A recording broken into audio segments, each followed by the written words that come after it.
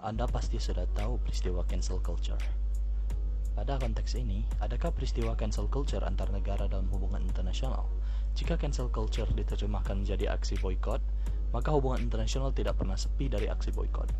Dalam konteks hubungan internasional, cancel culture dapat didefinisikan sebagai upaya satu atau beberapa negara atau aktor internasional untuk secara individual atau kolektif memboikot negara lain atau kelompok di negara lain. Aktor internasional, bisa dalam bentuk negara atau kelompok atau individu, dapat dikenai tindakan boikot karena perilaku yang dianggap tidak sesuai dengan etika internasional yang berlaku pada suatu masa atau kurun waktu tertentu. Perilaku tidak etis ditetapkan secara internasional melalui sebuah konsensus bersama di Perserikatan Bangsa-Bangsa atau sepihaknya oleh negara tertentu, misalnya Amerika Serikat. Contoh lain adalah Prancis yang diboikot masyarakat Muslim internasional atau Rusia yang diboikot NATO akibat invasi militernya ke Ukraina. Walaupun tidak membatalkan pemerintahan baru itu, ketiadaan pengakuan internasional menyebabkan Afghanistan dan Myanmar mendapatkan perlakuan internasional yang berbeda dari kebanyakan negara lainnya. Contoh mengenai beberapa negara yang dikenai boikot dapat didengarkan di penjelasan ke nomor 2. Yang kedua ada international cancel culture. Dapat dilakukan oleh suatu negara secara sepihak, unilateral, atau beberapa negara berdasarkan kesepakatan kolektif. Sifat kolektif dapat merujuk kepada kesepakatan regional dan internasional atau global. Pelaku boikot bisa berbagai negara yang ditetapkan oleh PBB yang disepakati banyak negara sesuai aturan organisasi internasional itu. Boikot PBB biasanya dicoba dikenakan pada Israel, namun upaya itu langsung dibantah AS melalui hak veto. Salah satu perilaku utama boikot secara sepihak adalah Amerika Serikat, baik dengan atau tanpa PBB. Selain itu, pemberian boikot juga bisa satu atau sejumlah negara yang boikot, misalnya Amerika Serikat dan sekutunya terhadap Afghanistan dan Myanmar. Beberapa negara lain juga melakukan boikot kepada Cina, Italia, dan juga Indonesia.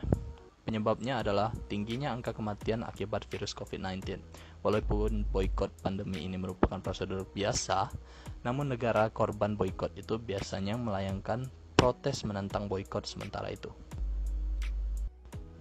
Yang ketiga yaitu boikot dapat berbentuk sanksi ekonomi dan politik. Sanksi politik seperti ditiadakan atau penundaan pengakuan terhadap pemerintah baru di negara lain, seperti contohnya yaitu pemerintahan Taliban di Afghanistan. Sanksi ekonomi misalnya pembukuan operasi perusahaan sebuah negara di negara yang diboikot atau pembukuan aset-aset berharga milik penguasa militer, seperti contohnya yaitu aset-aset Amerika Serikat di negara Rusia. Yang keempat ada penolakan atau boikot dapat dibedakan berdasarkan alasan. Alasan boikot secara internasional adalah etika atau norma internasional yang dilanggar atau tidak dijanjikan oleh sebuah negara. Rusia dapat menjadi contoh sebagai sebuah negara yang diboikot secara internasional.